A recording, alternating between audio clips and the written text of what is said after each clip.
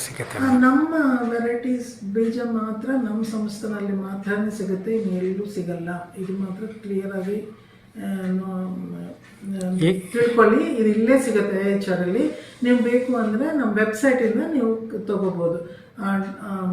IIHR seed portal ಅಂತ ಗೂಗಲಲ್ಲಿ ಹೊಡೆದಿದ್ರೆ ನಮ್ಮದು ವೆಬ್ಸೈಟ್ ಓಪನ್ ಆಗುತ್ತೆ. ಅಲ್ಲಿ ನೀವು ಯಾವ ತರಕಾರಿ ಬೇಕು ಅಲ್ಲಿ ಕ್ಲಿಕ್ ಮಾಡಿದರೆ ಅಲ್ಲಿ ಏನೇನು ವೆರೈಟಿ ಇದೆ ಅಂತ ಅಲ್ಲಿ ಬರುತ್ತೆ. ಅಲ್ಲಿ ಆನ್ಲೈನ್ ಪೇಮೆಂಟ್ ಮಾಡಿದ್ಮೇಲೆ ನಿಮ್ಗೆ ಪೋಸ್ಟಲ್ಲಿ ಬೀಜ ಬರುತ್ತೆ.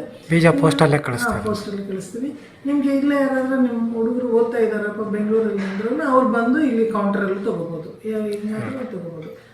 ಅದೊಂದು ಇಂಪಾರ್ಟೆಂಟ್. ಎಷ್ಟು ದಿನಕ್ಕೆ ಮುಂಚೆ ಮಾಡಬೇಕಾ ಮೇಡಮ್ ಬೀಜ ಬುಕ್ಕಿಂಗ್? ಹಾಂ, ಅಟ್ಲೀಸ್ಟ್ ಒಂದು ತಿಂಗಳು ಸೇಫಾಗಿ ಅಂದರೆ ಒಂದು ತಿಂಗಳು ಮುಂಚೆನೇ ಮಾಡ್ಕೊಂಡು ನೀವು ಇಟ್ಕೋಬೋದಲ್ಲ, ಏನಾಗಲ್ಲ.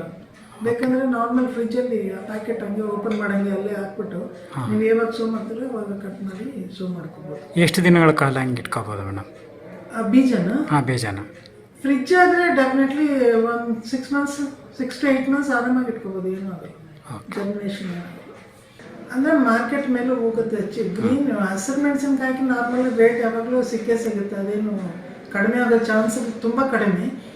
ಒಣಮೆಣಸಿನಕಾಯಿ ನೀವು ಹಾರ್ವೆಸ್ಟ್ ಮಾಡಿದ ಮೇಲೆ ಒಂದು ವೇಳೆ ರೇಟ್ ಇಲ್ಲ ಅಂದರೆ ಕೋಲ್ಡ್ ಸ್ಟೋರೇಜಲ್ಲಿ ಇಟ್ಕೋಬೋದು, ರೇಟ್ ಬಂದಮೇಲೆ ಮಾರ್ಬೋದು. ಇದು ಕಮರ್ಷಿಯಲ್ ಕ್ರಾಪ್, ತುಂಬ ಲಾಭ ಬರುತ್ತೆ. ಬಟ್ ಬೆಳೆಯೋದು ಇಂಪಾರ್ಟೆಂಟ್, ಖರ್ಚು ಕಡಿಮೆ ಮಾಡ್ಕೋಬೇಕು. ರೈತರು ತುಂಬ ಖರ್ಚು ಮಾಡ್ತಾ ಇದ್ದಾರೆ ಇತ್ತೀಚೆಗೆ.